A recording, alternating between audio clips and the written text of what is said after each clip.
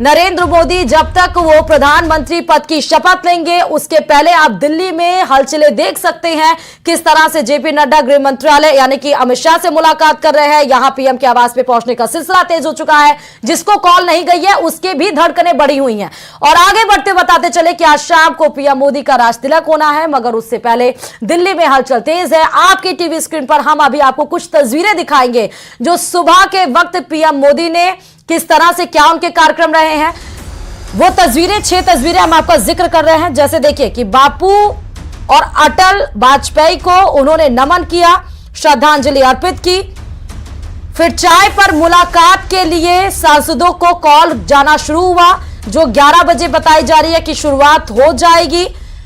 चाय पर चर्चा की जाएगी, सांसदों से बात की जाएगी।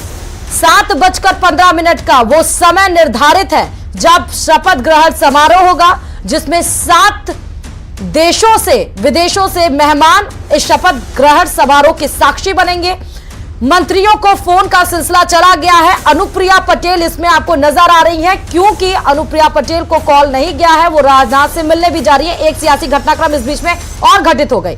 फिर शाह के आवास पर नड्डा, यानी कि एक और सूत्र के हवाले से बड़ी खबर निकल कर आई कि जेपी नड्डा को राष्ट्रीय अध्यक्ष इस बार ना चुनकर, हालांकि उनका कार्यकाल भी खत्म हो गया था चुनाव से पहले, लेकिन उनके कार्यकाल को एक्सटेंड किया गया चुनाव तक, क्योंकि यही राष्ट्रीय अध्यक्ष बतौर इन्होंने बीजेपी को प्रचंड बहुमत दिलाई, 2 बार ये जीते। और उसके बाद से अब जेपी नड्डा को यह बताया जा रहा है कि जेपी नड्डा भी मोदी के एक नए कैबिनेट में मंत्री के तौर पर शामिल हो सकते हैं। फिलहाल इसके पहले जो तस्वीर दिख रही है वो ये है कि जेपी नड्डा अपने आवास से निकले थे और अमित शाह के आवास पर दोनों की बैठक जारी है। कल देर रात के घटनाक्रम की बात बताएं तो जेपी नड्डा अमित शाह और बीएल संतोष की बैठक हुई थी। उसके पहले आपको बता दें तो जेपी नड्डा, बीएल संतोष, राजनाथ सिंह और अमित शाह की बैठक हुई थी। और आज नड्डा के आवास पर डिनर का भी आयोजन है। तो ये जो 6 तस्वीरें आपको दिख रही हैं, यही 6 तस्वीरें इस समय दिल्ली में हलचल का केंद्र बनी हुई है, क्योंकि सबके दिलों की धड़कन बनी हुई है कि आखिर सहयोगियों को साथ में लेकर नरेंद्र मोदी कैसे चलते हैं, तीसरे कार्यकाल को कैसे सर्व करते हैं। 5 साल का सवाल है, गठबंधन की सरकार है और इस बीच में पुराने जो नए मंत्री थे, जिनके पास मंत्रालय था, जिन्होंने बेहतर प्रदर्शन किया, उनको क्या मंत्रालय मिल सकता है, उनको रिपीट होता है कि नहीं, कितने मंत्रियों को मंत्रालय मिलता है या फिर नहीं, इन सब पर विचार विमर्श हो रहा है। और इस बीच में नरेंद्र मोदी का आज राज तिलक है। तीसरी बार पीएम पद की शपथ लेंगे नरेंद्र मोदी। कुछ देर में पीएम की नए मंत्रियों के साथ बैठक होनी है। पीएम मोदी ने नए मंत्रियों को चाय पर बुला लिया है। शपथ के लिए नए मंत्रियों को फोन किया जा रहा है, जिसमें नितिन गडकरी, राजनाथ सिंह, अमित शाह, प्रहलाद जोशी, अर्जुन राम मेघवाल, आरएलडी अध्यक्ष जयंत चौधरी, अनुप्रिया पटेल, राम मोहन नायडू को कॉल गई है। इसमें थोड़ी सी क्योंकि अनुप्रिया पटेल को फिलहाल ये था कि कॉल गई है, लेकिन सूत्रों के हवाले से खबर यही भी निकल कर आई कि अनुप्रिया पटेल को कॉल नहीं गई है, इसीलिए वो राजनाथ से मिलने के लिए गई हैं। चंद्रशेखर, पेमा सानी और जीतन राम मांझी को भी कॉल गई है। अब निर्मला सीतारमण, सर्बानंद सोनोवाल को भी कॉल गई है। मनसुख मांडविया, अश्विनी वैष्णव, जो कि रेल मंत्रालय जिनके पास था, उनको भी कॉल गई है। जितेंद्र सिंह, ज्योतिरादित्य सिंधिया को भी कॉल गई है। शांतनु ठाकुर, पीयूष गोयल को भी कॉल आई है। तो वो मंत्री जो जिनके पास मंत्रालय था, महत्वपूर्ण मंत्रालय था, उनको भी कॉल गई है। तमाम सहयोगियों को भी कॉल गई है। देखना यह है कि आज नरेंद्र मोदी के पीछे कितने कैबिनेट मिनिस्टर्स और कितने राज्य मंत्री रहते हैं और उनमें भी किनका चेहरा शामिल होता है। ये सबसे बड़ा सवाल है और इसी को लेकर दिल्ली में सियासी हलचल भी तेज है।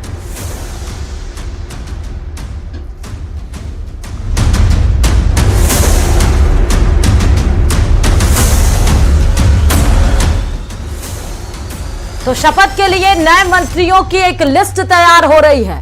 भरसक जितना विचार विमर्श किया गया था, क्योंकि जब संसदीय दल के नेता के रूप में नरेंद्र मोदी को चुन लिया गया, उसके बाद से ही नरेंद्र मोदी ने यह जिम्मेदारी राजनाथ सिंह, जेपी नड्डा, अमित शाह, बीएल संतोष को सौंप दी थी।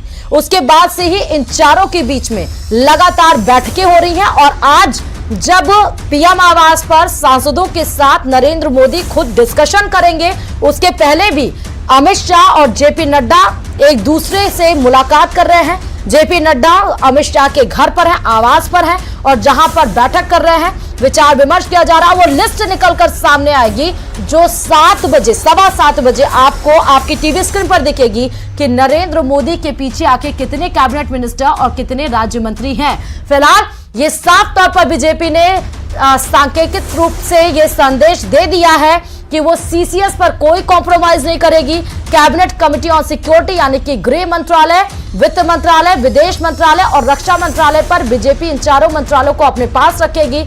अगर इसमें कोई सहयोगी दल चाहता है मंत्रालय तो शायद उसको इस पे निराशा ही हाथ लगे। फिलहाल सूत्रों के हवाले से खबर, मोदी 3.0 की कैबिनेट में कौन कौन हो सकते हैं वो नाम हम आपसे चला रहे हैं कि किरण रिजिजू भी वापसी कर सकते हैं, रामदास अठावले की भी वापसी हो सकती है। नड्डा, सबसे बड़ी खबर यह है कि वो जेपी नड्डा जो राष्ट्रीय अध्यक्ष के तौर पर बीजेपी की शानदार प्रदर्शन में सबसे अहम हिस्सेदारी के रूप में अपनी भूमिका को निभाते हुए आगे बढ़े, वो जेपी नड्डा अब मोदी के कैबिनेट में शामिल हो सकते हैं। जेडीयू कोटे से भी तमाम वो नेता, मनोहर लाल खट्टर को भी जिम्मेदारी मिल सकती है। वो मनोहर लाल खट्टर जिनको हटाया गया हरियाणा से, और अब ये समझ में आ रहा है क्योंकि हरियाणा में भले ही बीजेपी ने अच्छा प्रदर्शन ना किया हो, किसान का मुद्दा वहां पर हावी हो, लेकिन अभी विधानसभा चुनाव भी होना है और ये बात शायद समझ में आ रही होगी बीजेपी के थिंक टैंक को कि मनोहर लाल खट्टर भी शामिल हो सकते हैं।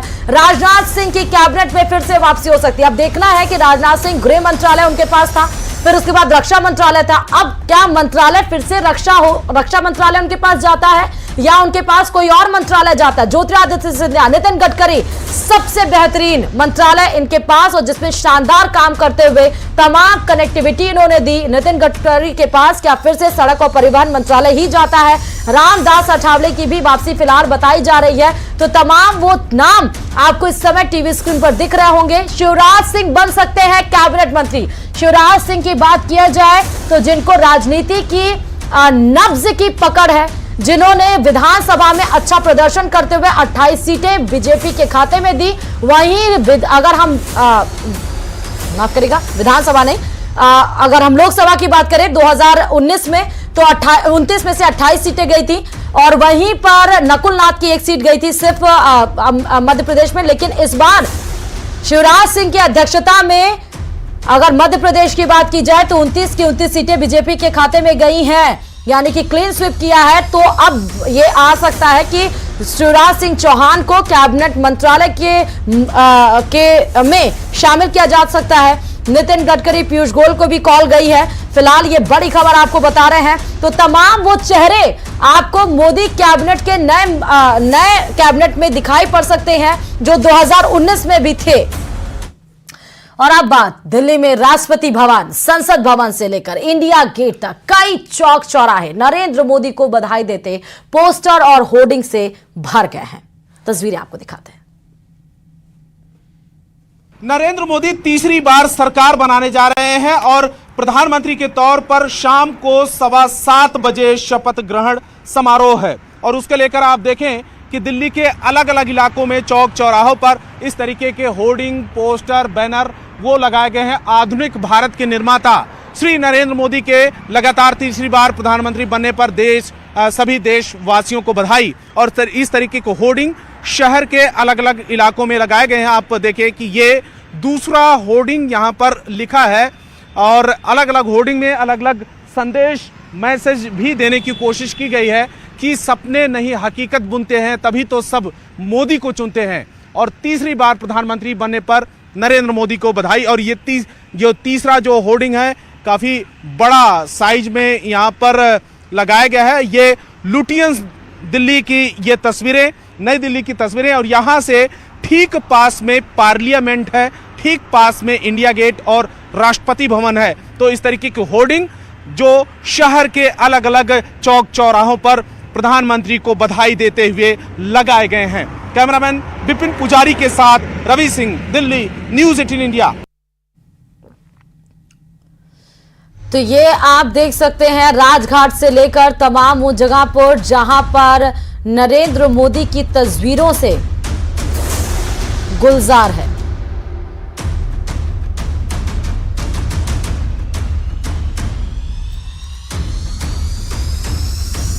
दिल्ली में राष्ट्रपति भवन ही नहीं, संसद भवन ही नहीं, इंडिया गेट से लेकर वो तमाम चौराहे नरेंद्र मोदी की तस्दीक दे रहा है। वो तमाम चौराहे नरेंद्र मोदी को बधाई दे रहा है। वो तमाम चौराहे नरेंद्र मोदी को बता रहे हैं कि हाँ वो है, और वो है तो वो नरेंद्र मोदी है। वो तस्वीरें हमने आपको दिखाई कि हर एक जगह पर किस तरह से नरेंद्र मोदी की होर्डिंग लगी हुई है। पूरा दिल्ली सिर्फ और सिर्फ अगर बता रहा है तो वो प्रेजेंस बता रहा है नरेंद्र मोदी की। और इस बीच रामनाथ ठाकुर ने बताया कि वो पीएम मोदी के साथ चाय पीने जा रहे हैं। उनको जेपी नड्डा का कॉल आया, सुबह से ही हलचल तेज है। अब आपको ये भी बताते चले कि ये तमाम सिर्फ रामनाथ ठाकुर ने क्या कुछ बताया है वो आपको बताते हैं। रामनाथ ठाकुर को कॉल आया जो कि जेडीयू के राज्यसभा सांसद हैं, उनसे बात करते हैं। रामनाथ ठाकुर जी, आपके पास फोन किसका आया और कब शपथ ग्रहण करने जा रहे हैं? 8:35 में भारतीय जनता पार्टी के अध्यक्ष श्री जेपी नड्डा जी का टेलीफोन आया कि 11:30 बजे प्रधानमंत्री जी के यहाँ चाय पर बुलाहट, उसमें जाऊंगा। उसके बाद निमंत्रण पत्र मिला जी। निमंत्रण पत्र जरा दिखाइए। इसमें निमंत्रण पत्र हम दिखाने की कोशिश करेंगे। यहाँ पर देखिए, निमंत्रण पत्र भी आ चुका है इनके पास, रामनाथ ठाकुर के पास, और निश्चित रूप से आज शपथ ग्रहण करने जा रहे हैं। पहले से ही हम लोग इस बात की जानकारी दे रहे थे कि भारत रत्न कर्पूरी ठाकुर के बेटे हैं रामनाथ ठाकुर, राज्यसभा सांसद है, लंबा तजुर्बा है, वो मंत्री बनेंगे। कौन सा मंत्री बनेंगे, राज्य मंत्री या कैबिनेट स्तर का मंत्री, क्या तय हुआ है पार्टी की तरफ से? अब ये हमको नहीं जानकारी है। वहाँ जो जिस पद के लिए शपथ दिलाएंगे उस पद शपथ लेंगे। आगे आपकी प्राथमिकता क्या होगी? बिहार को आगे बढ़ाने में कैसे योगदान करेंगे? बहुत आगे बढ़ाने का काम करेंगे।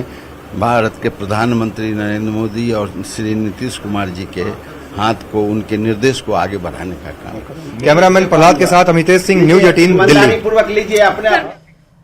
और इस वक्त राजस्थान के बीकानेर से बड़ी खबर यह आ रही है कि सांसद अर्जुन राम मेघवाल को मंत्री पद मिलने की प्रबल संभावना जताई जा रही है। जी हां, शपथ ग्रहण के लिए मेघवाल के पास फोन आ चुका है। मोदी सरकार के 2 कार्यकाल में मेघवाल कैबिनेट मंत्री रह चुके हैं और चौथी बार चुनाव जीतकर वो संसद पहुंचे हैं।